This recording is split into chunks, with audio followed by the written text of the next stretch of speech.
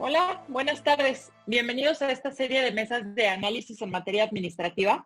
En esta serie organizamos 4 mesas diferentes para tratar con mayor detalle cada uno de los temas que se proponen modificar en la iniciativa enviada por el presidente a la Cámara de Diputados el pasado 24 de marzo y que sigue en comisiones.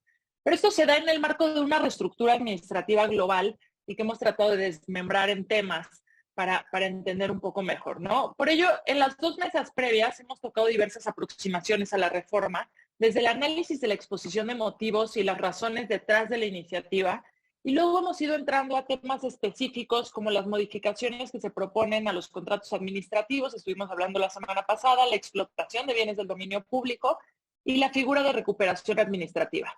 En esta tercera mesa analizaremos otras aristas de la propuesta de reforma administrativa. Por ejemplo, vamos a hablar de qué es lo que se propone en materia de reforma al juicio de lesividad, la reforma a nulidades administrativas y el tope en remuneraciones de servidores públicos.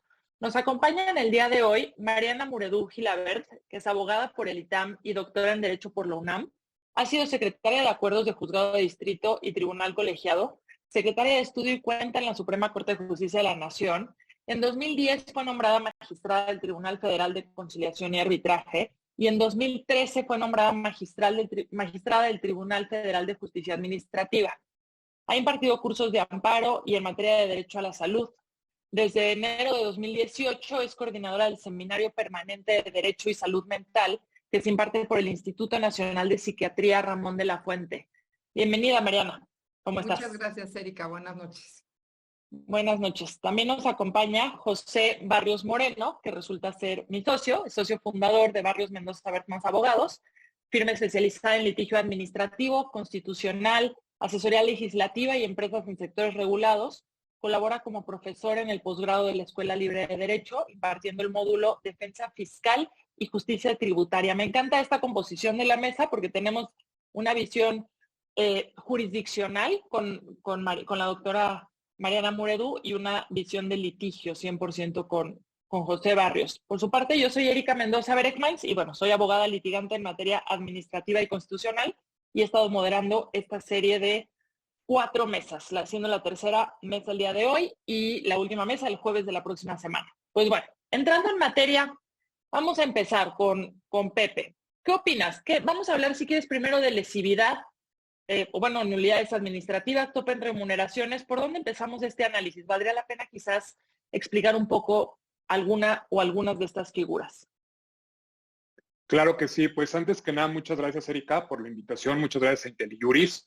Muchas gracias, Mariana, por compartir esta mesa. Me encanta compartirla contigo. Creo que hay muchos temas que platicar.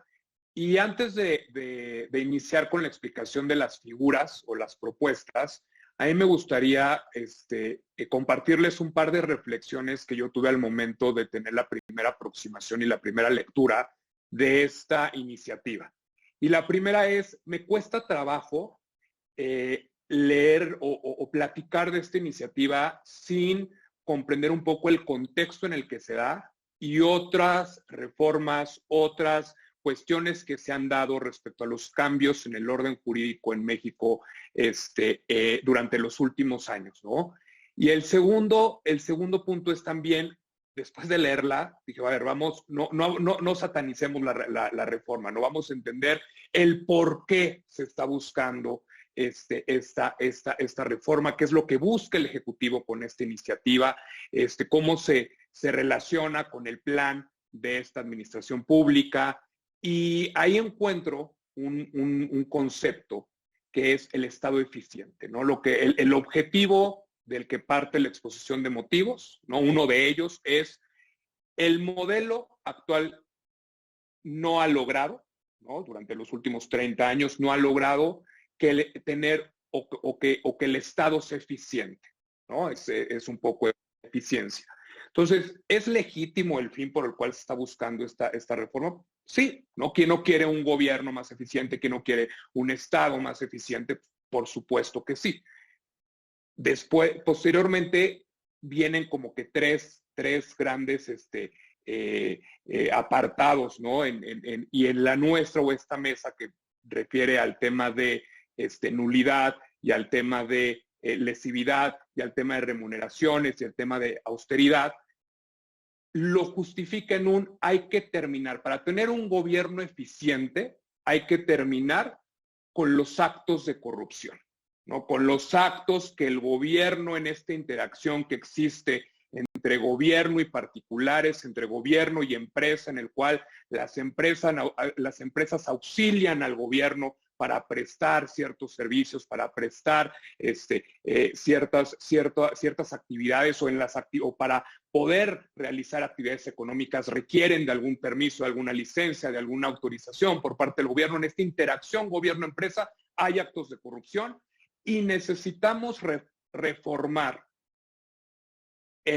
los diversos ordenamientos en materia de nulidades y en lesividad para lograr, aparentemente, o así lo leo, ¿no?, reducir los actos de corrupción. Entonces, ahí es donde me empieza a brincar a mí si efectivamente el Estado eficiente se logra reduciendo los actos de corrupción. Sí. Los actos de corrupción se logran modificando el régimen de nulidades, de lesividad, de remuneraciones o de austeridad. Creo yo que no. Y aquí es donde le podemos ir entrando, ¿no? Y el tema es nulidades y lesividad. ¿Qué es esto de las nulidades y lesividad? Para cualquier actividad económica, bueno, no para cualquiera, pero para la mayoría de las actividades económicas, ya sean de carácter privado o en auxilio del servicio público al Estado, los particulares, las empresas, me voy a referir específicamente a los actos favorables al particular, no tanto a los desfavorables, sino a los actos por parte del gobierno favorables al particular. Pues estas actividades económicas requieren a veces de autorizaciones, de licencias, de permisos, y o bien el gobierno contrata con los particulares para poder prestar o ser más eficiente un servicio público, o sea, transporte, energía, etcétera. Y hay ciertos actos por parte del gobierno en beneficio de los particulares, ¿no? Ya sea autorización, licencia, permiso, concesión, que crea derechos, ¿no? Se constituyen derechos en favor de los particulares para que puedan llevar a cabo las empresas estas actividades económicas. Entonces, estas empresas económicas, al momento en el que tienen esa certeza de ese permiso, de esa autorización, de esa licencia, de esa concesión, pues realizan lo que tengan que hacer a nivel económico, inversiones, etcétera, pensando en el plazo que tienen esa autorización, los términos en los que tienen esa autorización, esa concesión, esa licencia, y a partir de ahí empiezan a desenvolver la actividad económica. Oye, y la pregunta es, ¿y el gobierno puede revocar o puede modificar las condiciones de esa autorización, licencia, concesión que dio? Hoy en día sí lo puede hacer, ¿no? Hoy en día sí lo puede hacer. Estos actos tienen ciertos requisitos, ¿no? Y aquí es donde empieza a irse el tema de, oye, y si estuvo mal dado, si no tiene un requisito y se lo saltaron, y por ahí hubo algún tema de corrupción, algún tema que tengamos duda, etcétera. Hay manera en el cual el gobierno, al momento de darse cuenta de eso, pueda revertir este beneficio a esta empresa que de alguna u otra manera se saltó los requisitos para los que tenía que cumplir para que se le otorgara. Sí, sí hay. Al día de hoy lo hay. Y hay dos vías, ¿no? Hay dos vías. Ante la propia autoridad que los otorga, pero no en sí el funcionario o quien tenga la calidad del funcionario o el estatus, el rango de funcionario que lo otorga, sino a través de su superior jerárquico. El superior jerárquico hoy en día de la autoridad que emite un acto favorable a un particular, una empresa, pues tiene la posibilidad de revisar, ¿no?, que el acto otorgado haya cumplido con todos los requisitos en ley. ¿Okay? Y en caso de que alguno de ellos se haya omitido o no se haya observado, o existió algún error, etcétera, puede revocarlo, ¿no? Con ciertos requisitos que en este momento lo dejaré a lo mejor por una segunda vuelta, ¿no? Pero lo puede hacer. La sede administrativa es ante el superior jerárquico de la propia autoridad.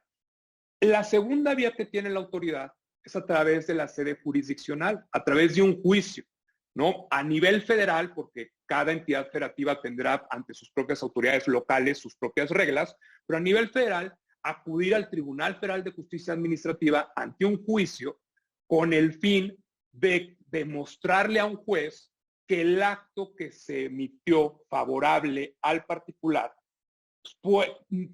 carece o que se emitió sin haberse observado los requisitos establecidos en la ley para que eso sucediera de esa manera.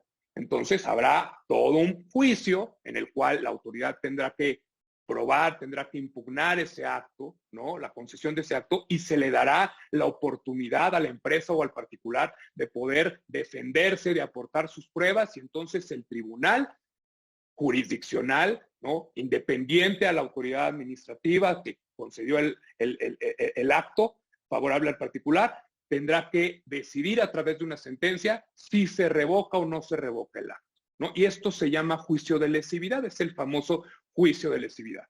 Entonces son las dos vías que tiene la autoridad para poder llegar a una revocación del acto favorable. Y aquí termino con las figuras. Me parece que, regresando al tema de modificando los términos o los requisitos o los efectos que pudieran tener este tipo de juicios, y es cierto, el juicio de lesividad la regulación es deficiente, podría mejorarse, es más, ni siquiera mejorarse, podría iniciarse por regularse la figura en la Ley Federal de Procedimiento Contencioso Administrativo. Me parece que esta iniciativa no lo propone así, ¿no? Propone otras cuestiones que podemos abundar en a lo mejor en una segunda ronda. En sede administrativa, ¿requiere realmente una modificación? Pues realmente a mí me parece que si lo vemos, y regreso al punto del contexto en general, la nulidad y el juicio de lesividad son dos mecanismos para que la autoridad pueda revocar o pueda lograr la revocación, el que se retrotraigan los efectos de un acto que no haya cumplido con los requisitos en ley. Pero eso es algo muy distinto, desde mi punto de vista, al combate contra la corrupción. No dudo que, derivado de que si en ese acto hubo algún acto de corrupción, ¿no? Tenga seguramente alguna omisión en un requisito, o la autoridad le haya disculpado al particular, bueno, no cumples con esto, órale va, ¿no? No dudo, pero seguramente hay muchos actos, ¿no?, administrativos que cumplen con los requisitos en ley y que derivaron de un acto de corrupción. Y me parece ahí sí en el contexto que aquí es donde entramos a una falacia en el que me parece que no se va a lograr, a través de modificar el régimen de nulidades y el régimen de juicio de lesividad, el fin que propone la reforma, que es terminar con actos de corrupción. Los actos de corrupción se dan a través del fortalecimiento de la transparencia. Y entonces ahí es donde volteo a ver qué está pasando. Esta iniciativa viene del Ejecutivo, que hoy en día la administración, el Ejecutivo actual, a nivel político, tiene mayorías en el Congreso. ¿Qué está pasando en materia de transparencia, no? Esto se cumple con fortalecimientos de sistemas anticorrupción. ¿Qué está pasando en esas instituciones? No se ha fortalecido el Tribunal Federal de Justicia Administrativa como un tribunal de responsabilidad administrativa de servidores públicos y hoy en día también de empresas que pudieran resultar responsables. ¿Qué ha pasado con la Fiscalía Anticorrupción de la Fiscalía General de la República? ¿Se ha fortalecido o no? Esas son las instituciones que, desde mi punto de vista, son por las que deberíamos empezar a fortalecer para lograr el objetivo que menciona esta reforma, y no a través de modificar el régimen de nulidades o el régimen de juicio de lesividad, abriendo la posibilidad de que es lo que hace la reforma, de que ahora no nada más sea la posibilidad de declarar nulo un acto administrativo favorable para un particular en casos en los que no se haya cumplido con un requisito en ley, o bien en el juicio de lesividad, que se declara en nulidad en caso de acreditarse que no se cumplió o se omitió con algún requisito en ley, sino que entramos a una serie de conceptos en los que abrimos, en el que también, si a la administración pública en turno le afecta, o se afecta el interés social, o se afecta el orden público, o se afecta la seguridad nacional, que, sin profundizar en estos conceptos jurídicos indeterminados, ¿no?, O sea, al final de cuentas, muchas veces lo único que hacen es justificar una restricción a derechos, ¿no? De los particulares o que pueden ser ejercidos o que están siendo ejercidos por particulares, de una manera que no tienen una razonabilidad o que no tienen un fundamento y un motivo legítimo.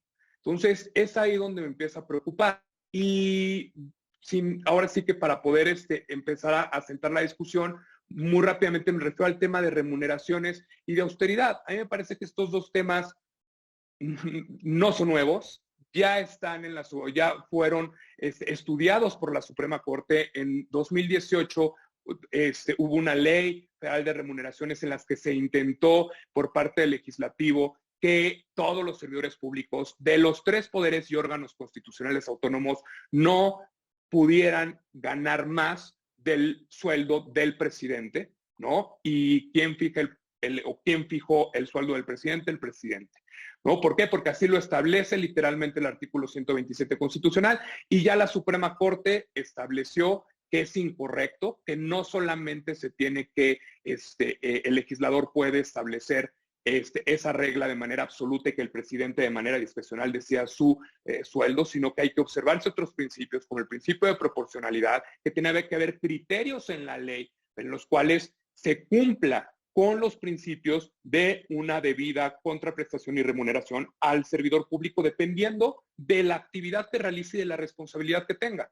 Y me parece que nuevamente esta propuesta no cumple con ello, ¿no? O sea, nuevamente se queda corta, nuevamente se va al Poder Judicial, a órganos constitucionales autónomos, y lo mismo con austeridad, ¿no? Que la austeridad se puede ver en dos vertientes. Una, las políticas de austeridad, los órganos constitucionales autónomos, el Poder Judicial tiene que observarla o no. Ya la Suprema Corte estableció que sí tiene el Poder Legislativo la facultad de poder legislar en la materia, pero también establece nuevamente candados para que en órganos especializados, reguladores, los titulares, no, así como lo hizo la Ley Federal de Austeridad, que fue declarada inválida por la Suprema Corte, establece que esos funcionarios que sean titulares de este tipo de órganos reguladores no puedan el día de mañana, después, al separarse del cargo por un tiempo determinado, no puedan contratar o ser contratados por empresas que hayan sido de regulación,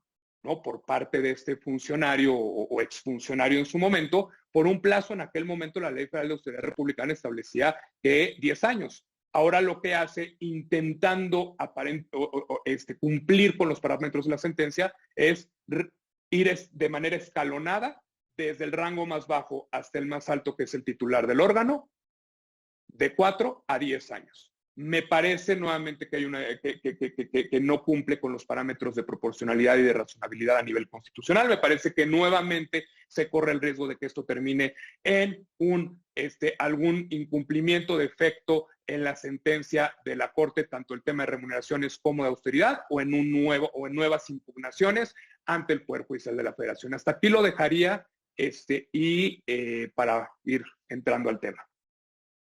Muchas gracias, José Barrios. Pues muchas gracias. Sí, justo en este primer saque, por ahí decían en el público que gran primer saque, llama la atención este vínculo entre la exposición de motivos de la iniciativa y los mecanismos de implementación que hoy vamos a discutir, que son nulidades y lesividad. Dejemos ahorita remuneraciones o remuneraciones también dentro de esta discusión. Y comentas, no hay una correlación entre la exposición de motivos, que es decir, vamos a combatir la corrupción para hacer un Estado más eficiente y hacer un Estado más eficiente, con los mecanismos de implementación. Preguntas, efectivamente, y creo que vamos así levantando primeras conclusiones, ¿no? Y dices, efectivamente, modificar el juicio de lesividad y el mecanismo de lesividad, de nulidades nos va a llevar a un más efectivo combate a la corrupción. Dices, tú piensas que no, porque hay otros mecanismos. Yo ahí, la única aclaración o como medio comentario que haría es, creo que hay que ponernos un poco en los zapatos para entender qué es lo que entiende la administración pública actual en turno por actos de corrupción, ¿no? Porque creo que ha quedado claro, y aquí me voy fuera de la exposición de motivos, ¿qué es lo que entiende esa administración pública por actos de corrupción? Por ejemplo, otorgar permisos en materia de energía, ¿no? De autoabasto en materia de energía. Dicen, es que son actos de corrupción porque le están entregando los permisos en materia de energía, por poner un ejemplo, a los particulares, y esos son actos de corrupción. Y aquí hay un juego o un idas y venidas en qué es la visión estatal. Para una visión estatal que le han llamado neoliberal, pues eso no es un acto de corrupción. Para es la visión en palabras de la actual administración, sí lo sería. Pero bueno, nada más estoy apuntando ideas generales. Creo que efectivamente hay otro tema que escapa a los alcances de quizás de esta mesa, pero dicen, ¿realmente así se va a cubrir la corrupción? No. Y yo dejo sobre la mesa, hay otras cosas más importantes, como falta el nombramiento de un magistrado o magistrada en la tercera sección de la Sala Superior del Tribunal Federal de Justicia Administrativa, ¿no? Que es esta tercera sección que es especializada en materia de responsabilidades administrativas, combate a la corrupción. Pero bueno, para no robar tiempo de más a la doctora Mariana Moredú, ¿qué opina de esta reforma? Bueno, mira, me parece muy interesante todo lo que dijo José y lo que acabas de decir tú. Aquí, cuando yo empecé a ver la reforma, como ex magistrada del Tribunal de Justicia Administrativa, lo primero que me preocupó, y ya no quiero detenerme en el tema del significado de las figuras, creo que quedó claro la nulidad y la lesividad, pero sí hay un punto muy importante, por ejemplo, en el artículo 6 de la Ley del Procedimiento Administrativo, que dice que la declaración de nulidad procede de oficio. ¿Cómo va a proceder una nulidad de oficio? ¿A qué se está refiriendo? Porque además tampoco el artículo nos dice quién va a hacer esta declaratoria de nulidad, si la autoridad, el tribunal, en qué momento la autoridad se va a dar cuenta que un acto de ella está fallando a los principios de legalidad.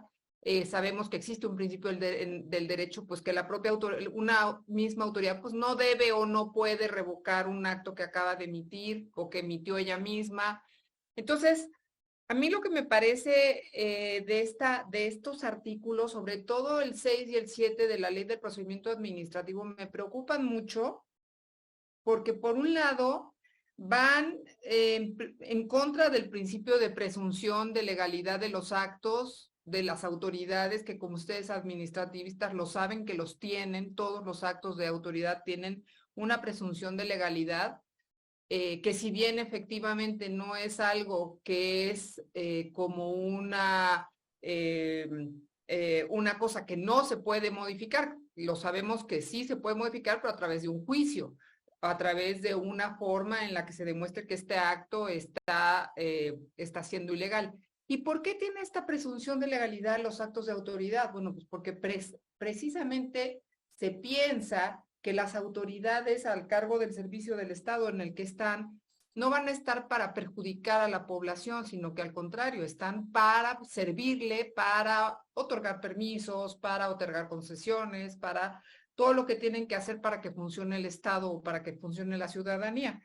Entonces, de entrada, ahí me da mucha... Cuando habla de que los actos, una vez que se declaren nulos, van a ser declarados, su nulidad va a ser retroactiva hasta el momento de su origen, de entrada ya pienso en miles de violaciones a los derechos de los particulares. ¿Por qué? Pues porque hubo inversiones, porque hubo cuestiones que hubo pérdidas económicas, hubo pérdidas de patrimonio, muchísimas cosas que derivado justamente del juicio, se resarcen en el momento en que el acto es declarado ilegal. Entonces, ahí me parece que hay un tema complicado. Es cierto que el artículo 6 ya hablaba de la retroactividad, pero lo dejaba un poco abierto. Ahora lo aterricen en que el acto es nulo desde su origen. El acto es nulo desde su origen yo me pongo a pensar en algunos ejemplos y sí...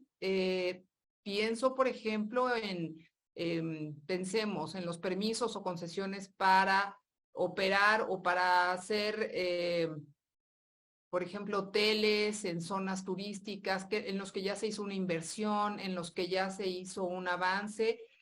Todo eso Si se declara nulo desde su origen, vamos a pensar que sí, pero eso representa que también al particular derivado de la actividad de la autoridad se le genera un perjuicio, si es que este permiso se le otorgó de manera ilegal o no considerando una serie de cuestiones. O simplemente a lo mejor no a él se le generó el perjuicio, sino se le generó a un tercero. Y entonces, ¿en qué momento vamos a nosotros a decir, a ver, de entrada el principio de retroactividad, la Constitución nos dice que no procede, de acuerdo al 14 constitucional, salvo que sea en beneficio. Y aquí, pues en principio sería en perjuicio del particular derivado de un acto administrativo que le fue otorgado en esta presunción de legalidad que ya tienen de por sí los actos. Eso me preocupa mucho. Este artículo, de verdad se los digo, me preocupa. Yo como juzgadora que fui, me pongo a pensar siempre en cuáles van a ser las consecuencias de una resolución de un tribunal o de uno como juzgador para con los particulares e inclusive para con el Estado, porque el hecho de que sea uno juzgador no significa que siempre le va a dar la razón o que siempre pensemos que tiene la razón el particular. En ese sentido, también hay veces que uno piensa y se da cuenta que el particular está abusando de alguna serie de cosas que tienen relación o de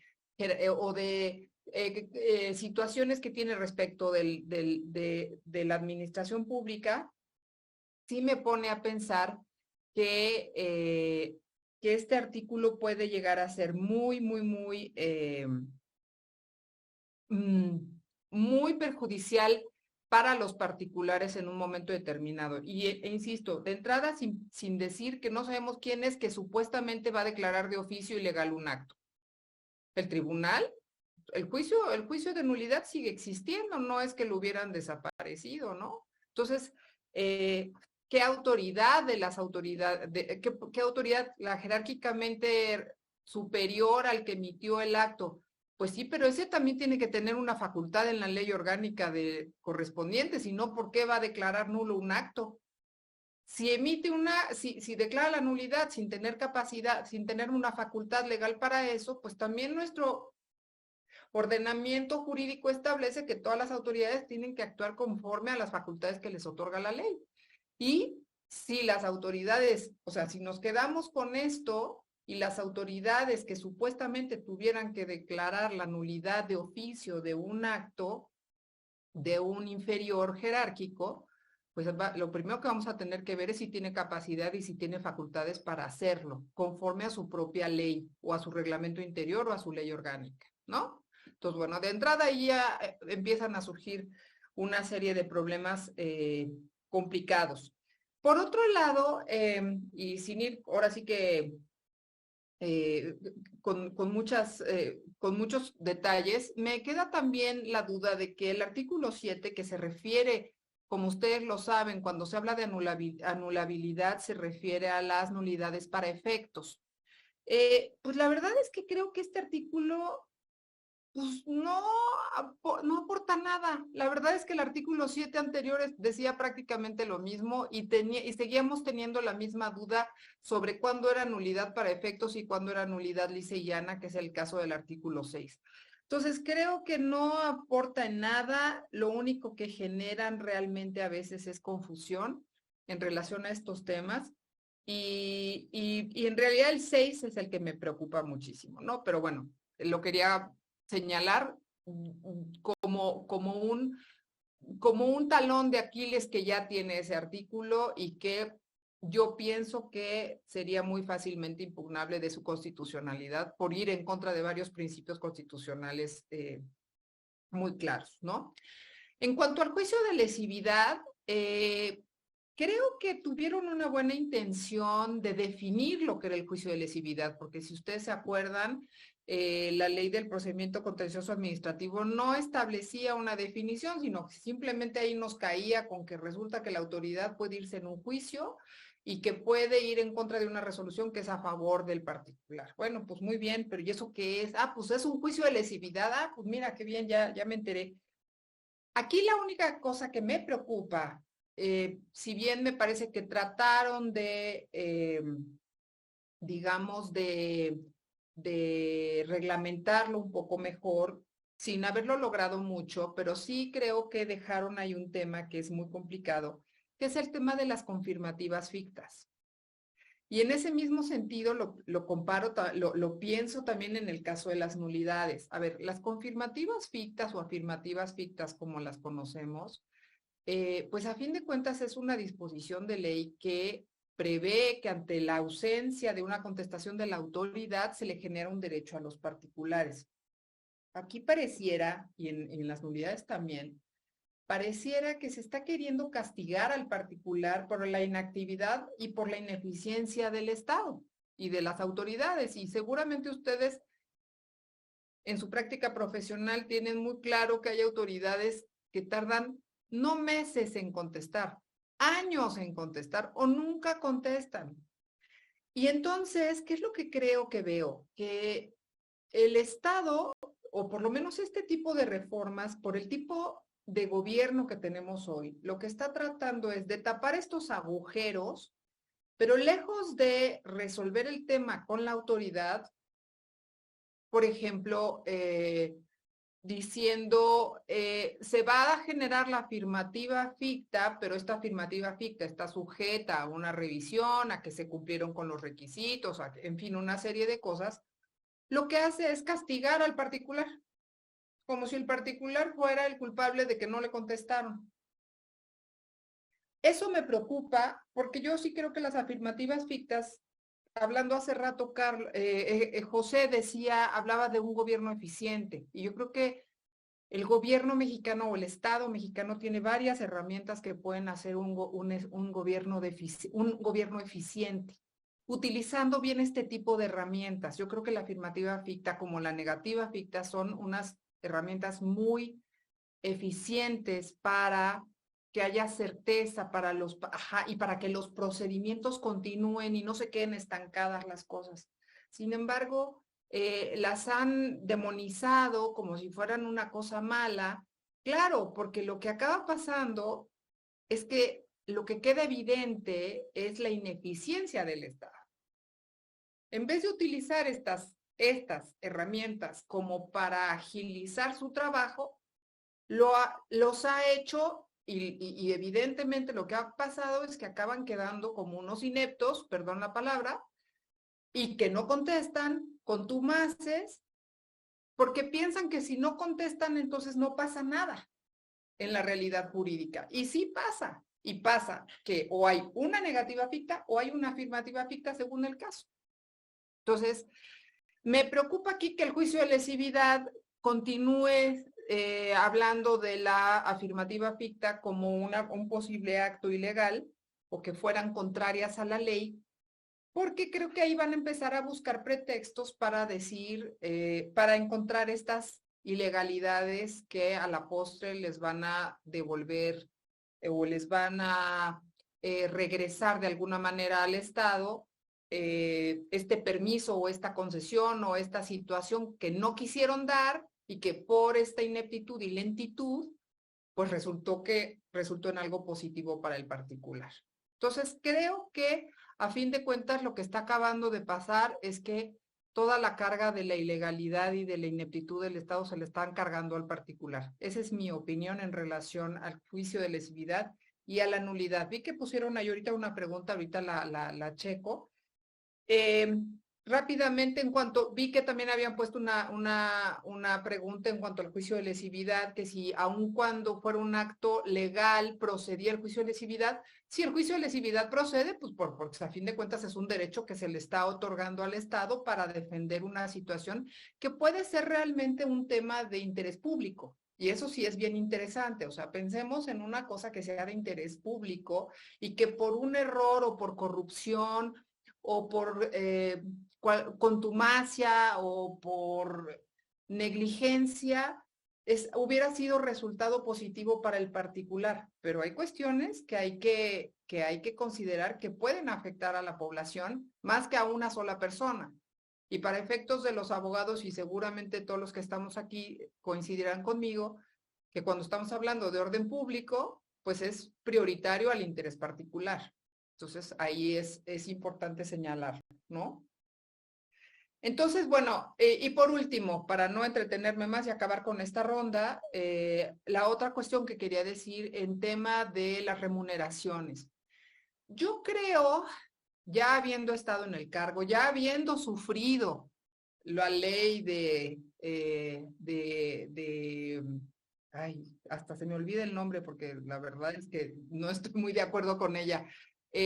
Pero, ¿qué es de austeridad? ¿Qué es lo que pienso? Varias cosas. Pienso que la vara con la que se puso, yo no estoy en contra de que los sueldos en todo caso fueran, no sé si más altos, más bajos. Yo creo que no tiene nada que ver que el presidente gane una cosa.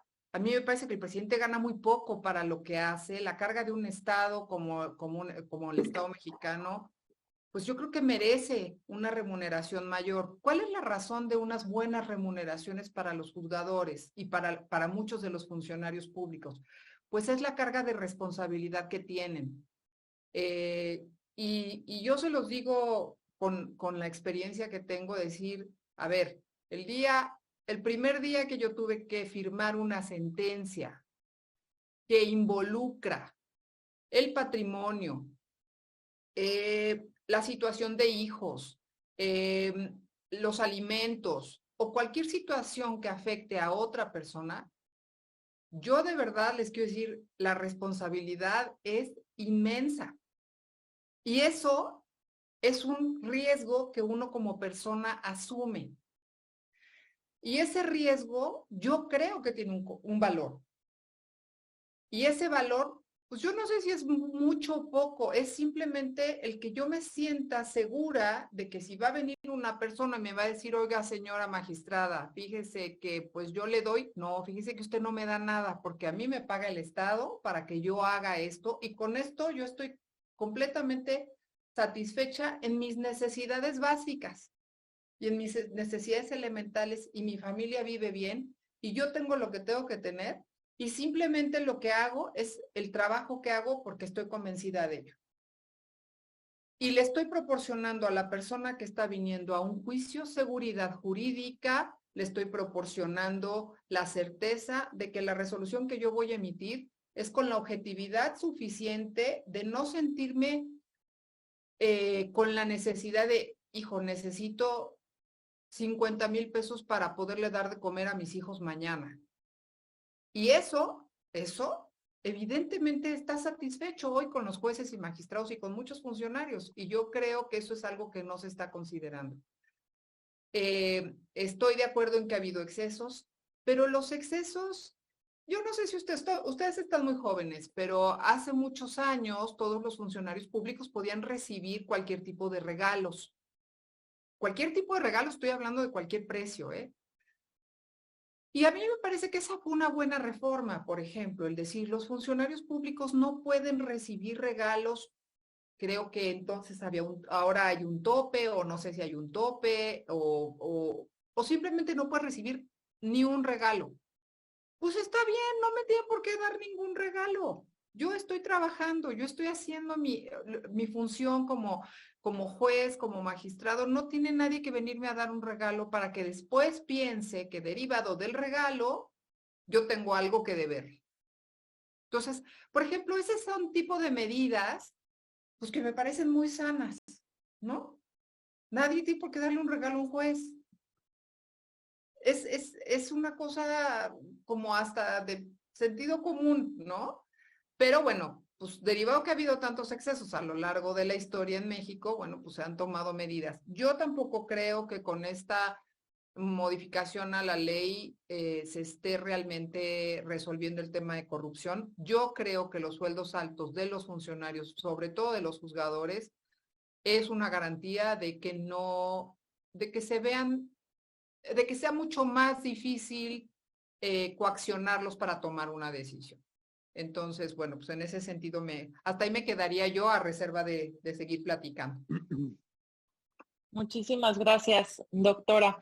Y sí, efectivamente, recapitulando un poco sus comentarios muy valiosos, hay pocos cambios. Este tema, este mensaje de la reforma al artículo 7 o la propuesta de reforma al artículo 7 de la Ley Federal de Procedimiento Administrativo prácticamente no está cambiando nada, elimina una palabra que realmente no tiene impacto de fondo en el artículo 7, tratándose de anulabilidad de los actos. Es un comentario que ha estado relativamente latente o reiteradamente en las dos últimas mesas, de decir, es una reforma muy rara porque está reformando cosas para darle facultades a las autoridades administrativas que ya podían hacer, ¿no? Se decían, pues mejor que trabajen las autoridades administrativas y lo que tienen es eficiencia con lo que ya tenían, que estar haciendo reformas para, pues, darles quizás un poco más de fuerza, pero pues realmente con facultades que ya tenían. Y aquí entra un poco esta confusión donde dice usted, por eso es importante la lectura de la reforma en pedacitos y para desentrañar realmente cuáles son los cambios, porque si no generan confusión, ¿no? Están cambiando las nulidades y ahora qué quieren hacer, ¿no? Efectivamente, esto es una parte muy importante para saber por dónde vienen los goles, por decirlo de alguna manera, ¿no? Sí, es así.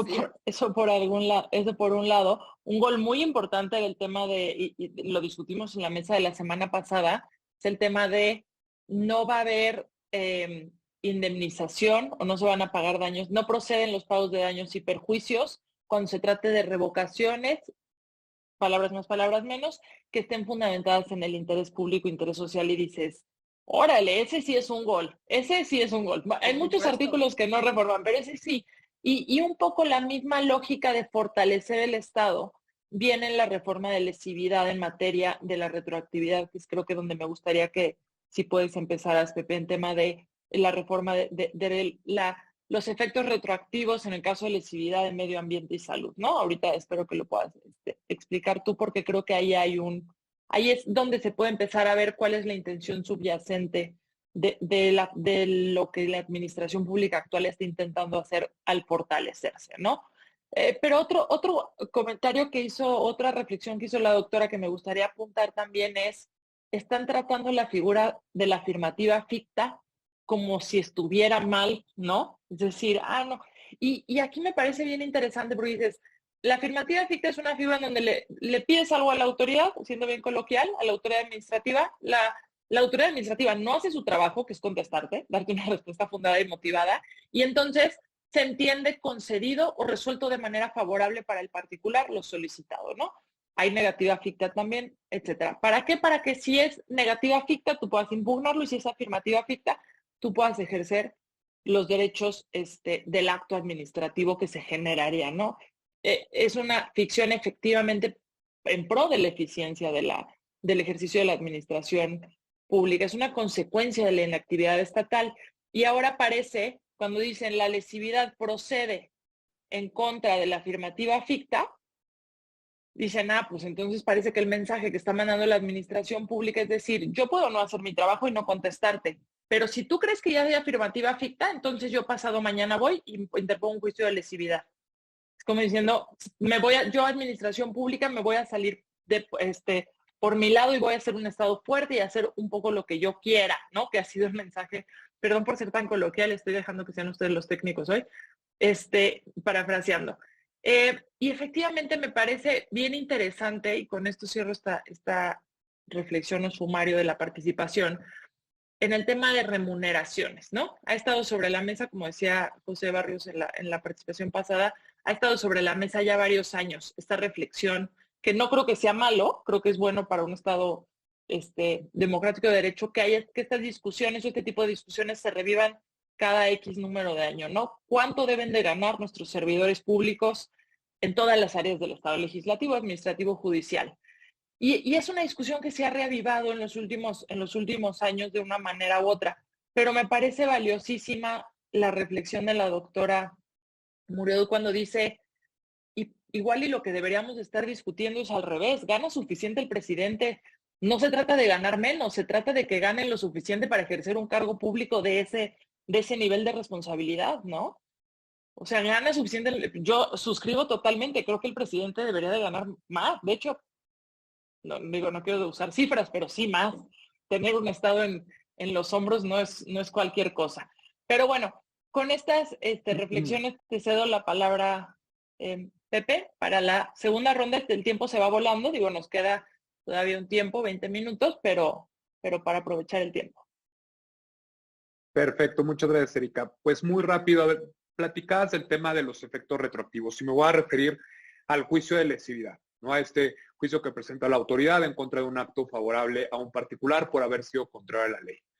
Y lo que establece la ley, ¿no? Y eso hoy, sin que sea aprobada esta reforma, es que en caso de declararse nulo se van a retrotraer los efectos. ¿Y qué significa esto? O sea, ahora sí que teoría de los efectos retroactivos del acto es que las cosas regresen al estado en el que se encontraban al momento, en este caso, de la emisión del acto administrativo, ¿no? Hoy en día, y eso no se modifica, la autoridad por regla general tiene 5 años o hasta 5 años para presentar la demanda de juicio de lesividad, ¿ok? Salvo en los casos en los que existan efectos sucesivos, ¿no? Del acto, hasta el último efecto se contabilizarán estos 5 años a partir de que culmine el último efecto, ¿no? Y en estos casos se establece hoy en día la Ley Federal de Procedimiento Contencioso Administrativo, los efectos se van a retrotraer únicamente 5 años antes de que se presentó el juicio de lesividad correspondiente, ¿no? O se emite la sentencia correspondiente. Entonces, ¿qué es lo que hace esta reforma o propone esta reforma? En materia ambiental y sanitaria, ¿no? Con todo lo que los actos que ello pueda conllevar, que también habrá que preguntarse cuáles, ¿no? Tenemos todo el tiempo, se van a retrotraer, o sea, los efectos o los 5 años, en realidad, pues pueden ser permanentes, o el tiempo que tiene la autoridad podría llegarse a decir que es indefinido. Y en el caso de que se declare la nulidad del acto, y cito, los efectos retroactivos desfavorables al particular pueden retrotraerse hasta la fecha en que se haya emitido el acto. Imagínense un título de concesión para explotar alguna cuestión de minerales o el espacio radioeléctrico o alguna situación, algún bien de dominio público en el cual pues existen cierto pago de derechos, los cuales el particular pues tiene cierto beneficio económico. Entonces, siguen pasando ahí, estas concesiones llegan a ser hasta de 30, 50 años, ¿no? Entonces, resulta que en el año 35 a la administración pública en turno se le ocurre que esta concesión vulnera, y ahorita voy a eso, ¿no? Vulnera a la administración pública en turno y por lo tanto le causa un perjuicio y por lo tanto promueve su juicio de lesividad. A juicio del tribunal resulta fundado su juicio de lesividad. Y entonces los efectos se van a retrotraer porque resulta que recae en alguna cuestión ambiental o sanitaria. Y resulta que los efectos se van a retrotraer hasta el momento de la emisión del acto, o sea, hace 20 o 30 años atrás. ¿Eso qué significa? Si con 5 años hay una situación en los cuales el Poder Judicial de la Federación se ha visto ahora sí que entre la espada y la pared sobre qué significa que se retrotraigan los efectos y qué esos efectos, cómo le hacemos para poder materializar esa retroactividad, ¿no? E incluso la propia ley establece ciertas reglas en aquellos casos en los que sea imposible retrotraer esos efectos. Entonces, eso es una cuestión de valoración en sentencia del propio juzgador y que tendrá que establecer los alcances. Nada más que hacerlo o establecer que los efectos retroactivos desfavorables al particular, ¿cuáles desfavorables al particular? ¿Cómo se va a interpretar esta última parte? ¿No? Eso creo que es lo más el foco rojo de esta disposición en caso del juicio de lesividad. Y ahora, y voy de esto de la mano con lo que mencionaba Fernando Escobar. Es una pregunta, ¿y puede en caso de que se haya emitido un acto conforme a la ley, se puede promover un juicio de lesividad? Y ya la doctora Moredú lo mencionaba, lo respondía. Me gustaría agregar a esa respuesta una preocupación.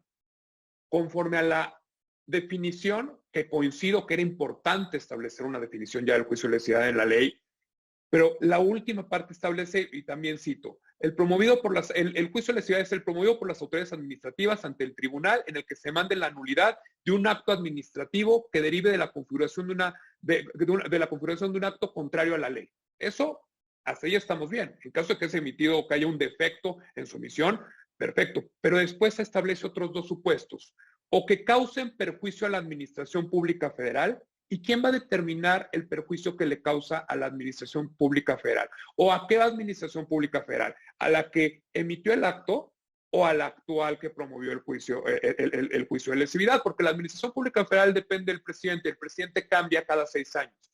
Entonces, es un tema de certeza jurídica. Segundo, o que lesionen el interés público. El interés público, ¿según quién? Según el promovente, según el tribunal, el interés público del momento en el que se emitió, el interés público del momento en el que se está, en su caso, declarando la nulidad del acto. O sea, esos dos supuestos me llaman la atención el cómo van a operar. Y ahí es donde me preocupa. Contrario a la ley, pues, por supuesto, como mencionaba la doctora, la autoridad tiene la prerrogativa de poder acudir a al juicio de lesividad en caso de que conforme a su juicio haya sido emitido contrario a la ley. Pero ya decir es que me causa un perjuicio a la administración pública, que resulta que a la anterior administración, a su juicio, no se lo causaba, ahí es donde son cuestiones ya discrecionales y que desde mi punto de vista exceden la cuestión de la impartición de justicia y hay una vulneración al tema de certeza jurídica. Porque aquí el tema es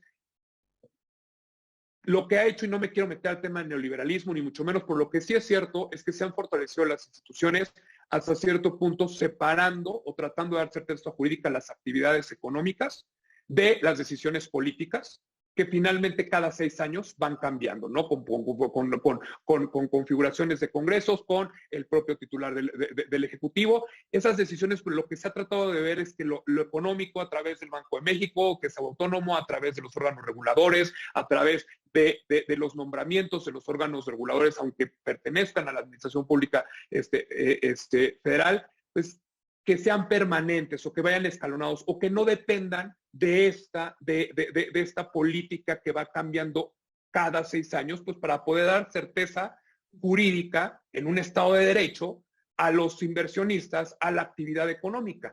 Por un lado, esa separación y por otro lado, el Poder Judicial. El Poder Judicial, los órganos jurisdiccionales, que finalmente son quienes deciden esta parte y que a final de cuentas no dependen del proyecto político de una administración pública. ¿Y qué me preocupa? Que de fondo me parece que esta reforma tiene tintes en los cuales pues le va a dar herramientas o es una especie de carta, de cheque en blanco a las administraciones que vayan cambiando para poder ir modulando de acuerdo a su proyecto los actos administrativos que se den en favor de empresas o de particulares para desarrollar la actividad económica y eso para el crecimiento económico del país, pues de alguna u otra manera, no, desde mi punto de vista, lo pone en riesgo, ¿no? Entonces creo que por ahí un par de últimos comentarios, el tema de el que no haya una indemnización, me parece que pues están olvidando de que la Constitución garantiza una reparación integral, ¿no? O sea, me parece que hay que ver cómo convive esta reforma en caso de que se aprueben sus términos con la garantía de la reparación integral del daño, ¿no? Y por último, la doctora me parece que hizo una extraordinaria exposición desde cómo siente un servidor público este tipo de reformas. Y me parece que el tema, hablando de remuneraciones, del tema de austeridad, y me parece que el tema es muy sencillo, la proporcionalidad y la idoneidad de la medida, ¿no? Platicaba de esta reforma de no dar regalos a los servidores públicos. A mí me parece que es una reforma proporcional, es una reforma que cumple con su objetivo, pero el hecho, por ejemplo, de no ganar un salario proporcional a la actividad que se desempeña, o el hecho de que una vez que te separes del cargo, 10 años no te van a poder contratar, ¿realmente es proporcional? ¿Realmente no hay otras medidas menos lesivas, ¿no? Como puede ser, hay figuras como es el conflicto de interés, como puede ser fortalecer ese tipo de instituciones para poder reducir el riesgo de actos de corrupción y no llegar a esos extremos? Entonces me parece que la palabra es proporcionalidad, si eso no es proporcional, y es con lo que, si pasa esta reforma en el Congreso de la Unión en sus términos, pues es a lo que se van a enfrentar en la Suprema Corte. Yo hasta aquí dejaría esta intervención y muchísimas gracias. Muchas gracias.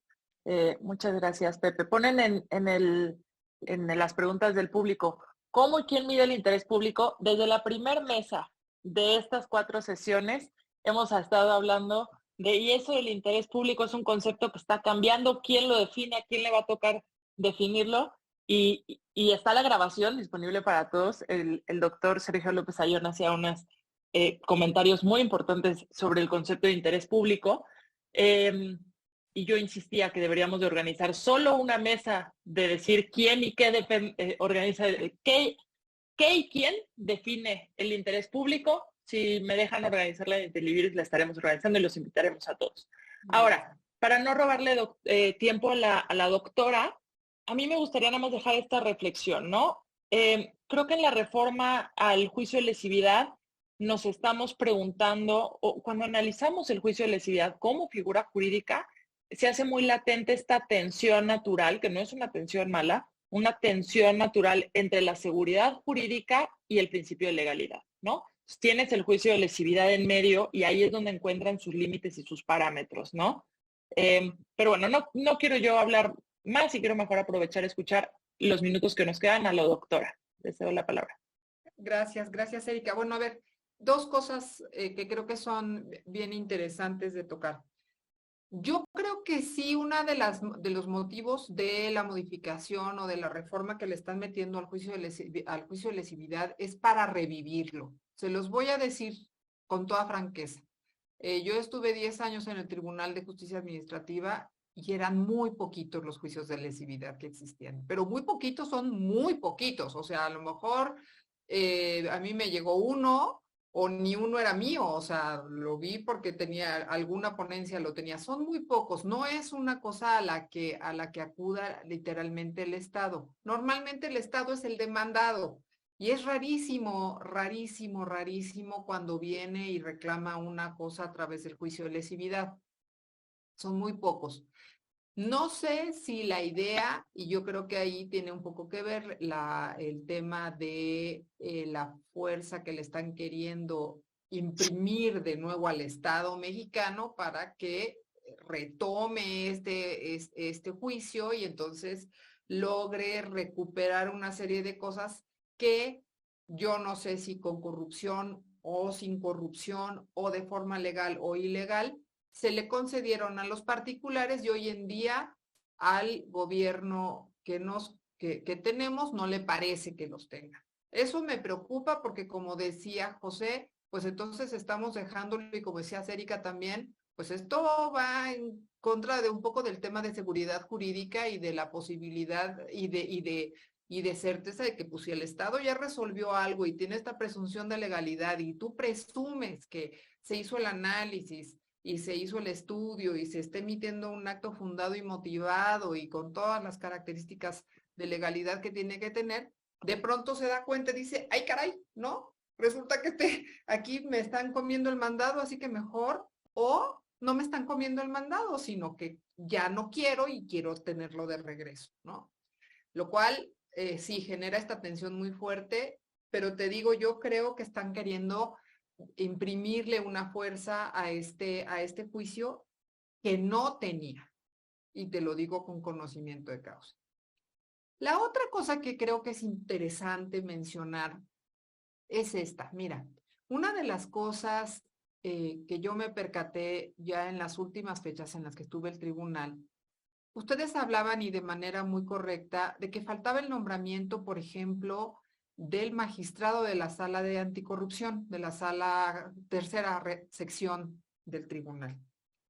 Pero yo no sé si eso es más grave o que falten 80 magistrados del Tribunal Federal de Justicia Administrativa. No quisimos ser tan duros, no quisimos ser tan duros. Bueno, pues yo sí lo voy a hacer porque es una cosa que me duele muchísimo, porque es una institución, y les voy a decir una cosa, lo peor de todo es que creo que no es una coincidencia, creo que desafortunadamente están queriendo estrangular al tribunal. ¿Por qué? Porque el tribunal sí tiene muchas resoluciones en contra del gobierno, porque desafortunadamente no ha sido un gobierno eficiente. No no estoy hablando de este, estoy hablando históricamente. Históricamente, las resoluciones del Estado son malas. Tienes, por ejemplo, una carga de trabajo respecto de las pensiones del ISSSTE que es imposible abatir.